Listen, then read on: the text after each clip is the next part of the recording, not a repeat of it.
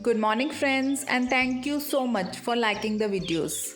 आज नीर के स्कूल में लिटिल शेफ़ एक्टिविटी और सारे के सारे इंग्रेडिएंट्स की लिस्ट हमें दे दी गई थी क्योंकि आज उसे बनाना था पिनविल सैंडविच। तो आज दिन की शुरुआत हुई एक्टिविटी के लिए सारा का सारा सामान रेडी करने से। और सैंडविच के लिए रखना था ब्रेड एंड चीज़ स्लाइसेस, नमक, काली मिर्च, प्याज, टमाटर चॉप्ड। खैर एक्टिविटी के लिए सामान पैक करके मैंने स्टार्ट कर दिया था नीर का टिफ़िन प्रिपरेशंस। और आज नीर के टिफ़िन में मैंने रखा था बेसन का चीला।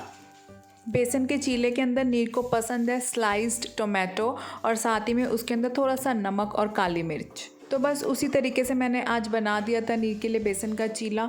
और अगर हमारे पास पनीर के स्लाइसेस या फिर चीज़ के स्लाइसेस हैं तो वो भी इसमें डाल सकते हैं, बहुत यम्मी सा बन जाता है। खैर नीर चल पड़ा था स्कूल के लिए और ऑनलाइन आज मैंने ऑर्डर कर दिया था खूब सारा कड़ी पत्ता, क्योंकि आज मुझे बनानी थी डिफरेंट स्टाइल की दाल तड़का जिसके अंदर मैंने देना था थोड़ा सा south Indian touch with tadka of कड़ी पत्ता।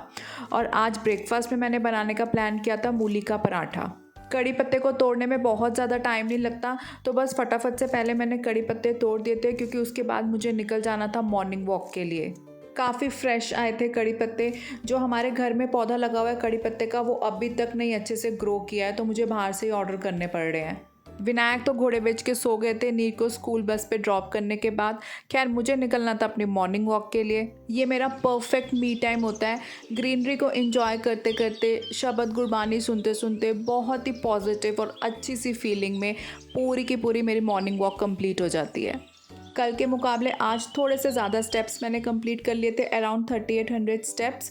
और फाइनली मैं पहुंची घर। रेडी होके सबसे पहले मैंने मूली को कर लिया था ग्रेट और उसके अंदर थोड़ा सा नमक लगा के उसको ऐसे ही छोड़ दिया था ताकि जो भी एक्सेस वाटर है वो आराम से बाहर आ जाए। दाल तड़का के लिए मैंने अरहर की दाल और साथ में थोड़ी सी मूँग की दाल ऑलरेडी भिगो दी थी, तो बस फटाफट से मैंने उसको डाल दिया था एक कुकर में और उसके अंदर डाल दिया था थोड़ा सा नमक, थोड़ी सी लाल मिर्च और साथ ही में हल्दी। 4 से 5 विसल आने तक के लिए मैंने इसको पकने के लिए छोड़ दिया था और साथ ही में मैंने इसका तड़का रेडी करना स्टार्ट कर दिया। तड़के के लिए एक कढ़ाई में मैंने लिया था ऑयल और उसके अंदर डाल दिया था सबसे पहले जीरा और हींग और साथ ही में साबुत लाल मिर्च। इसके अंदर मैंने डाल दिया था चॉप्ड अदरक, लहसुन और हरी मिर्ची। अदरक की क्वांटिटी मैंने ज़्यादा ली थी। और फिर इसमें डाल दिया था कटा हुआ प्याज। सब कुछ अच्छे से भुन गया था तो मैंने इसके अंदर डाल दिया था कड़ी पत्ता और साथ ही में थोड़ी सी देगी मिर्च और वही बेसिक से मसाले, जिसमें नमक मैंने थोड़ा सा कम डाला था क्योंकि दाल में ऑलरेडी डाला हुआ था। और साथ ही में डाल दिया था धनिया पाउडर और थोड़ी सी हल्दी। लास्ट में डाला चॉप टमाटो और इसको अच्छे से भुनने के लिए रख दिया। दाल भी उबल गई थी, बिल्कुल गल गई थी, तो बस इसको डाला मैंने तड़के में, थोड़ी देर पकने के लिए छोड़ दिया और साथ ही में मैंने डाल दिया था थोड़ा सा पानी ताकि आराम से दाल बनती रहे। सही में ये बहुत ही ज़्यादा यम्मी दाल बनती है। ये वाली दाल मैं फिर से ट्राई करूँगी क्योंकि कड़ी पत्ता का टेस्ट इसमें बहुत ही बढ़िया आया था। यम्मी सी दाल हो गई थी रेडी। बस ब्रेकफास्ट रह गया था बनाना, जिसमें मुझे बनाने थे मूली के पराठे। ब्रेकफास्ट कंप्लीट करके हम दोनों ने बिजी हो जाना था अपने ऑफिस वर्क में। ग्रेटेड मूली के अंदर नमक लगा के रखने से काफ़ी काम आसान हो गया था। बस मलमल के कपड़े के अंदर मैंने डाल दी थी सारी मूली और उसको अच्छे से स्क्वीज़ कर लिया, सारा का सारा पानी निकल गया था। ऐसा करने से मूली के पराठे बहुत ही इजीली बन जाते हैं। पानी को अच्छे से निकाल के मैंने मूली के पराठे के लिए स्टफिंग रेडी कर ली थी। और स्टफिंग में मैंने बहुत ही सिंपल सी चीज़ें डाल ली थी, जिसमें डाला था थोड़ा सा प्याज, अजवाइन, बेसिक मसाले, नमक बहुत थोड़ा सा डाला था क्योंकि ऑलरेडी मूली के अंदर नमक था, साथ ही में हरी मिर्ची और चॉप्ड अदरक। लास्ट में थोड़ा सा फ्रेश धनिया डाला और अच्छे से इसको मिक्स किया और बहुत ही बढ़िया सी स्टफिंग हो गई थी रेडी।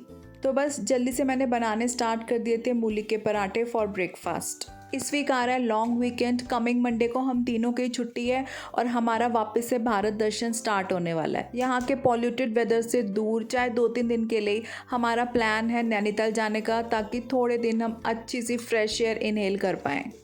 अगर आप नैनीताल रहते हैं या फिर आप रिसेंटली नैनीताल घूम के आए हैं तो प्लीज़ हमें कमेंट के थ्रू ज़रूर बताइएगा वहाँ के अच्छे और फेमस फूड जॉइंट्स और साथ ही में कुछ अच्छे कैफ़ेज़ भी। खैर ब्रेकफास्ट हो गया था रेडी और रात को शुरू कर देनी थी हमने पैकिंग और साथ ही में नीर के साथ चिट चैट। नहीं, ये भैया बीमार हो गए ये बुक देने के बाद हमें। हाँ, लॉफ्ट में सनमाइका लगना है ना, तो उन्होंने ये बुक दी थी और उसके बाद उन्होंने काम भी बंद कर दिया। बीमार हो गए वो और बुक भी नहीं लेने आए अपनी। अच्छी बात है, हमें अच्छी बात है, बीमार हो गया वो। हमें डिसाइड करने को मिला। ऐसे नहीं कहते हैं। ये वाला ग्रे, ये माला आई कार्ड भी नहीं मिल रहा। आई कार्ड कहाँ उतारा है? पापा को बोल दो, हेल्प करा देंगे आपकी ढूंढने में। नहीं डांटेंगे, आप करा दो, उनको बोल दो, लेकिन थोड़ी देर में बोलना। अभी बोलोगे तो डांट पड़ेगी। काम करो, आपने एक बार देख लो, आपको जो पहनना है अपने कपड़े फाइनल कर दो, फिर पापा पैकिंग कर देंगे। सारा यहाँ पे फैलाया भी हुआ है, फटाफट पैकिंग हो जाएगी। जाओ, टोपी रखवा लो, कम से कम एक टोपी रखवा लो, वहाँ पे ठंड होगी बहुत ज़्यादा। जब भी पैकिंग की बात होती है, पैकिंग तो पापा का ही काम है ना, वही करते हैं कि नहीं करते। तो ये तो कहते हैं कि मेरे को निकाल के दो, मैं तभी करूँगा। मतलब ये कपड़े तो मैं निकाल दिए, उनको पैक ही तो करना है, और क्या निकाल के देना है। जो ये आपका रोल प्ले हो रहा है दादाजी, उसमें कोई दादी जी भी बनी है? नहीं। कोई तो होंगी। नहीं। नैनीताल जू जाओगे? चढ़ना पड़ता है वहाँ पे बहुत, चढ़ लोगे? खुले में लेपर्ड तो नहीं जाएगा? लेपर्ड वगैरह तो आम ही मिलते हैं वहाँ पे, तो बिल्ली जैसे होते हैं लेपर्ड, पहाड़ी लेपर्ड। जैसे बिल्लियाँ घूम रही होती है, ऐसे लेपर्ड घूम रहे होते हैं। ऐसी कोई डरने की बात नहीं है, टेंशन ना लो। सच कह रहे हो क्या? हाँ, क्यों ना, बिल्ली फैमिली का है ना, कैट फैमिली का है ना लेपर्ड। तो वो जो पहाड़ में लेपर्ड बहुत कॉमन होते हैं, तो वो ऐसे ही नॉर्मल भी घूम रहे होते हैं, कुछ नहीं कहते वो। नैनीताल की मॉल रोड भी अच्छी मॉल रोड है वहाँ की, बहुत पहले मैं गई थी। अब आके नेक्स्ट वीक से आपके एग्ज़ाम्स शुरू हैं क्या, तो जो घूमा घामी करनी है कर लो, 3 छुट्टियाँ आ रही हैं जो। सोच लो वहाँ पे क्या खाओगे पियोगे। वोटिंग। हाँ, तो ये आपको पता चल गया, 18 साल से कम के उम्र के नहीं वोटिंग कर सकते। जब हम गए थे वोटिंग करने, आप हमारे साथ गए थे, आपने थोड़ा ना वोट किया था। अपनी सिटी में जाके आप हो, वहीं पे आप दे सकते हो वोट। ऐसे नहीं कि हम नैनीताल जा रहे हैं तो हम नैनीताल में वोटिंग हो रही है तो हम भी वोट दे सकते हैं, ऐसे नहीं होता। आप जाके रहने वाले हो, वहीं पे आप वोटिंग कर सकते हो।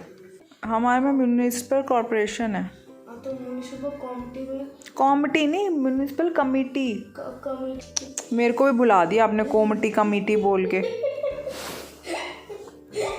ये जो आपका गवर्नमेंट ऑफ इंडिया का चार्ट है ना, ये देख के मेरी भी रिवीजन हो गई है। ठीक है, खैर रात होते होते हम तीनों ही अपने अपने कामों में बिजी थे।